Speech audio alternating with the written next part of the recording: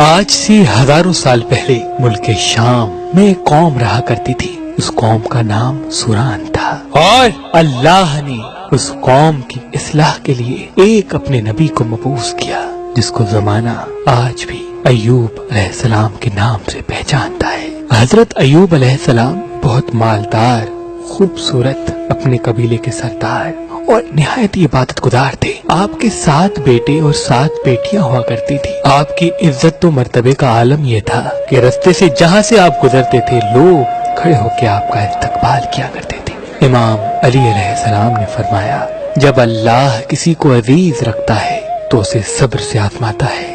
تو بس اللہ نے اپنے بندے ایوب کا امتحان لینا شروع کر دیا۔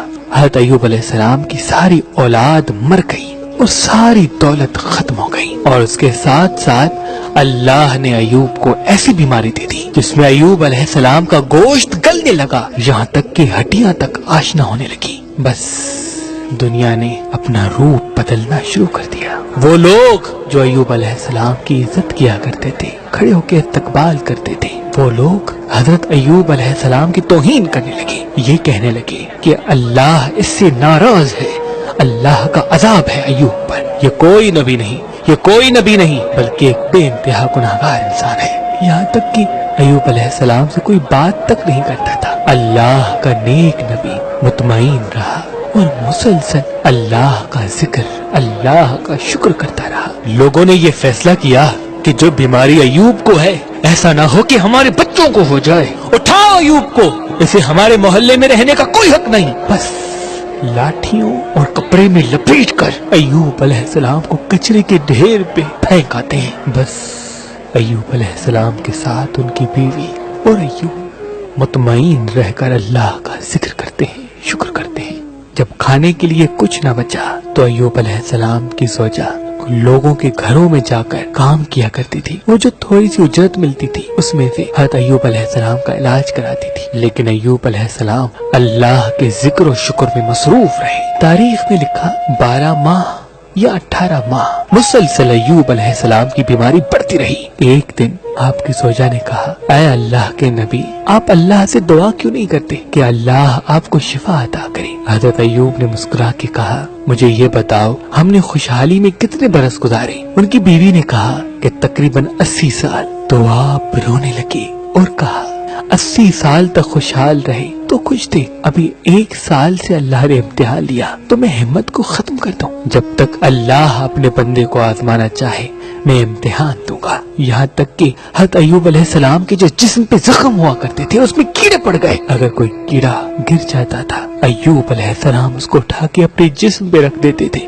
اور کہتے تھے، شاید تمہارے لیے اللہ کا رزق اللہ نے میرے جسم میں رکھا ہے، تم کھاؤ اگر اللہ کی یہ مرضی ہے تو۔ بس جب لوگوں نے حضرت ایوب علیہ السلام کی زوجہ کو کام دینے سے بھی انکار کر دیا، لوگوں نے یہ چاہا کہ ایوب کی بیوی ہمارے محلے میں آتی ہے، ایسا نہ ہو کہ یہ ایوب کے ساتھ رہتی ہے، ایوب کی بیماری ہمارے بچوں کو نہ لگ جائے، اس کو کوئی بھی محلے میں نہیں بلائے گا۔ بس ایوب علیہ السلام کی زوجہ رو رو کے کہنے لگی، اے اللہ کے نبی، اللہ سے دعا کریں۔ تو ایوب علیہ السلام نے ہاتھ اٹھا کر کہا، اے اللہ، یقیناً تو رحم کرنے والا ہے، اپنے بندے پہ رحم کر۔ بس یہ کہنا تھا تو آواز غائب آئی، ایوب اپنا پاؤں زمین پہ مارو، وہاں سے چشمہ نکلے گا، اس سے نہاؤ۔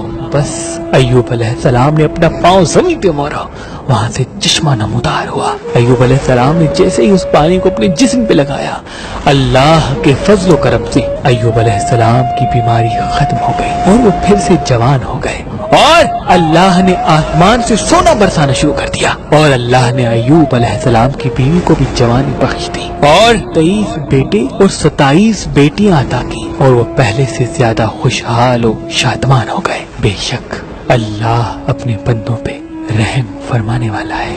اللہ کے محبوب حضرت محمد مصطفیٰ صلی اللہ علیہ وآلہ وسلم نے فرمایا، زندگی میں جب بھی امتحان آئے تو ایوب علیہ السلام کے امتحانات کو یاد کرنا، اور یہ یقین رکھنا کہ زندگی کا اصل نام امتحان ہے۔